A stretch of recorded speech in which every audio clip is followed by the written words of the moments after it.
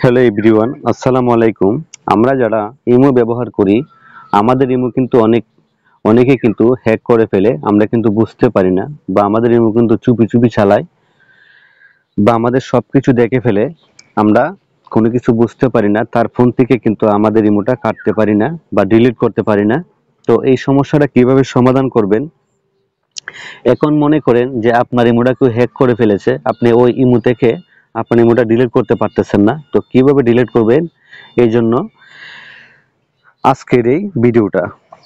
তো প্রথমে চলে যাবেন আপনারা ইমুতে যাওয়ার পরে আপনারা দেখবেন আপনার ইমুটা যে অন্য কেউ হ্যাক করেছে, আপনার এখানে কিন্তু শো হবে বা দেখতে পারবেন যে আপনার ইমুটা অন্য ফোনে চলতেছে। তো এই জন্য আপনারা চলে যাবেন প্লাসে, তারপরে মোরেতে ক্লিক করবেন, তারপর উপর লেখা আছে সিকিউরিটি অ্যান্ড প্রাইভেসি, এখানে ক্লিক করবেন। তারপরে চলে যাবেন আপনারা ম্যানেজ ডিভাইসে। এখানে কিন্তু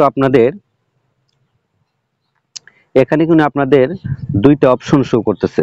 আমার এখানে দুইটা অপশন শো করতেছে, উপরেরটা হচ্ছে আমার, আর আপনার ফোনে কিন্তু যদি আপনার ইমোটা অন্য কেউ লগ ইন করে থাকে বা হ্যাক করে থাকে, তাহলে কিন্তু আপনাদের নিচে এখানে কিন্তু আরেকটা আইডি শো হবে।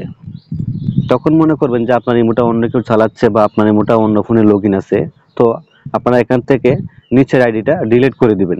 এখানে কিন্তু ডিলিট আইকন থাকবে, আপনারা কিন্তু এখান থেকে ডিলিট করে দিবেন। ডিলিট করার পরে কিন্তু আপনি যদি এখানে ডিলিট করে দেন, তাহলে কিন্তু ওই ফোন থেকে কিন্তু আপনার ইমোটা চলে যাবে বা ডিলিট হয়ে যাবে, আর কিন্তু হ্যাক থাকবে না। ডিলিট করার পরে আপনি কিন্তু এখানে মাল্টি ডিভাইসটা কিন্তু অফ করে দিবেন।